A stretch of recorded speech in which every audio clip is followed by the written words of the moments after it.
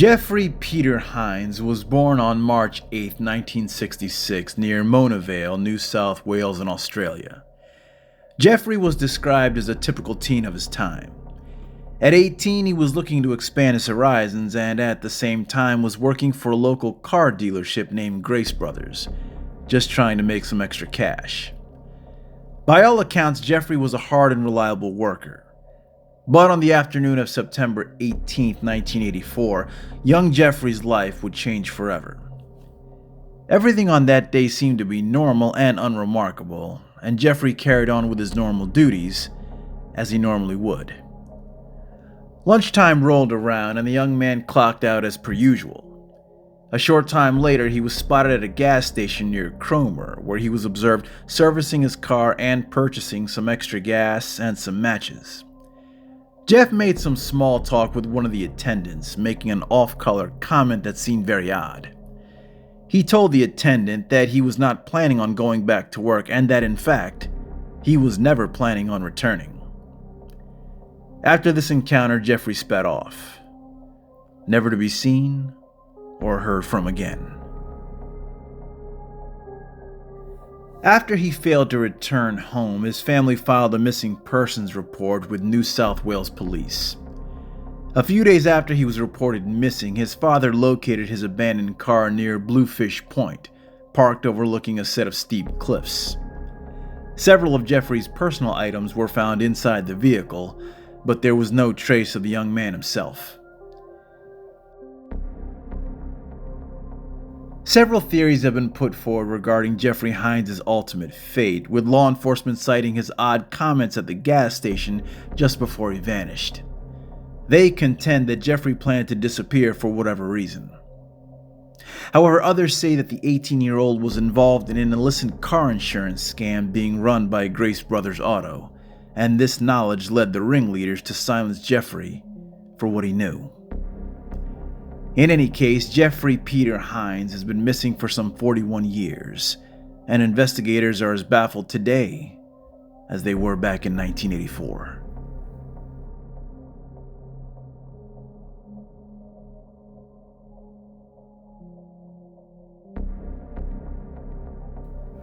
On January 5, 1935, staff at the Hotel President in downtown Kansas, Missouri made a grisly discovery in room 1046. The sole occupant of the room, a man who identified himself as Ronald Owen, was found brutally beaten and stabbed lying on the floor. He was rushed to a nearby hospital where he later died from his injuries, and so sparked off a chilling mystery that remains unsolved to this very day. After Owen was pronounced dead, police set out to locate any next of kin, but quickly ran into a dead end, leading authorities to believe that Ronald Owen was not the man's real name. As such, a community burial was set up to lay the man to rest, but mysteriously, several $100s were delivered to a local office with strict instructions that the money was to be used for Owen's burial. Left on the communication was only the name of Louise. No last name, and no explanation. Over a year after he was found dead, Owen's true identity was revealed to be that of Artemis Ogletree from Birmingham, Alabama. After extensive canvassing by the FBI, a woman called in to tell authorities that Ronald Owen was her son Artemis, and that she recognized him from a large scar appearing in the canvas photos.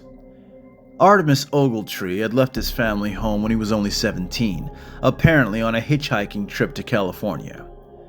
The family had lost all contact with him over the next few years and could provide little information pertaining to his mysterious murder. Before they lost contact with Artemis, his mother explained that she had received several mysterious letters, supposedly from her son. The family thought these letters odd, as they would come from all over the United States, and even as far away as Cairo in Egypt. The letters contained very little info themselves and just stated that Artemis was still traveling and was doing fine. Ogletree arrived at the President Hotel on January 2, 1935. He carried no luggage and paid for one night. Staff said that Ogletree didn't seem to be in any type of distress and provided pleasant small talk conversation. And other than the odd lack of any luggage, he seemed perfectly normal to them. Over the next several hours, Ogletree's demeanor seemed to change. The maid cleaning his room noted that the room was left in almost complete darkness with the shades drawn and a single dim bulb left on. Ogletree just sat in a corner and muttered to himself incoherently, which understandably frightened the maid. After a few minutes of cleaning, the maid commented that Ogletree got up in a hurry, put on his coat, and instructed her to leave the room unlocked, as he was expecting company. After he left, the maid said that a small note was left on one of the many dressers addressed to someone known only as Don. The note simply informed Don that Ogletree intended to return to the room in 15 minutes, and that this Don should simply wait for him. Despite the note, hotel staff informed police that none of them ever witnessed anyone other than Ogletree himself enter or leave the room.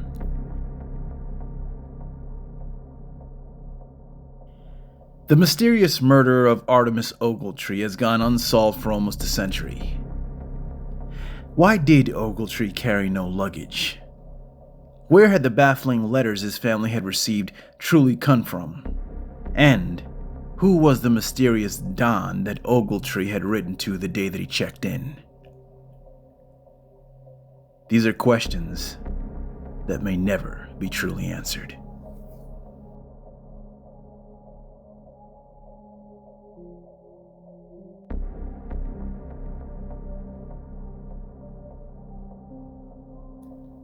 On the night of May 1st, 1974, a married couple, Sandra and Randy Laplace, were engaged in a heated argument concerning the couple's 2 children. Sandra and Randy's marriage had always been fraught with difficulty.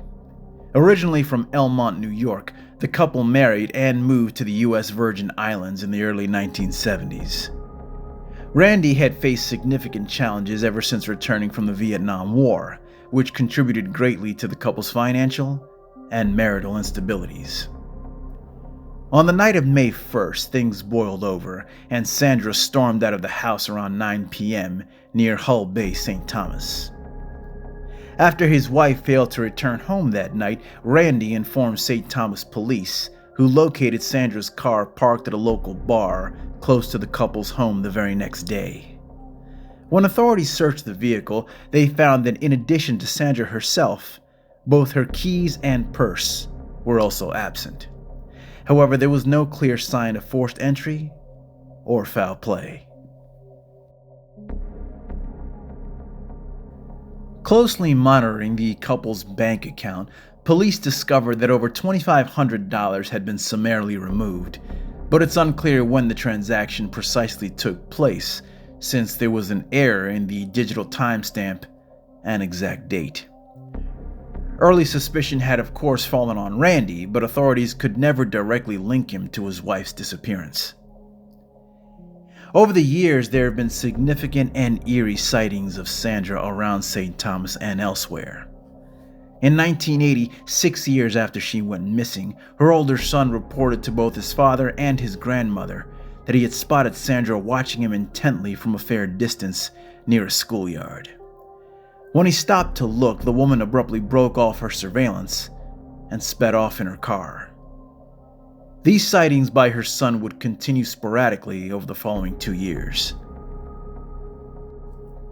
During the same period in 1981, a close family friend of the Laplaces swore he saw Sandra near a curio shop on the beaches of St. Thomas. However, when he tried to approach the woman, she hurriedly walked off into a nearby crowd.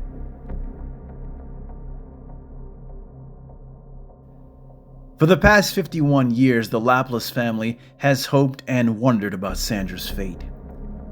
What could have happened to her that warm spring night that she stormed out of her St. Thomas home, never to be seen again?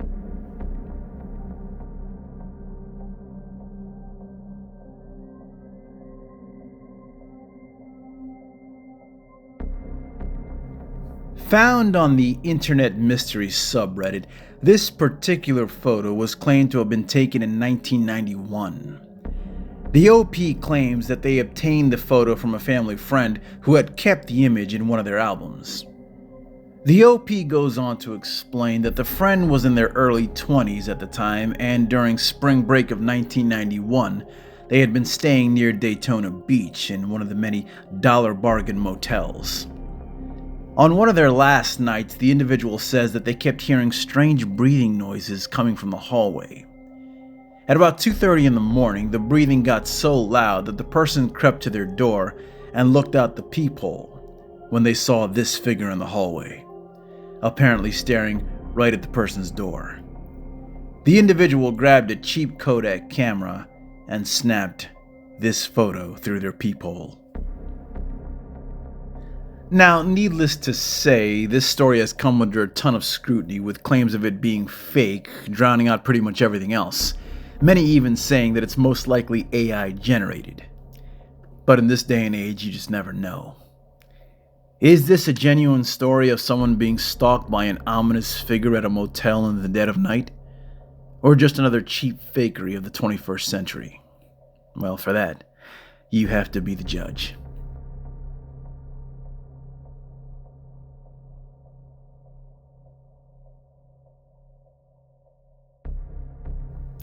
And so concludes our first episode of the Phantom 4 list. Had you heard of any of these stories? Let us know in the comments. And as always, we bid you farewell for now and remind you to question everything and trust no one.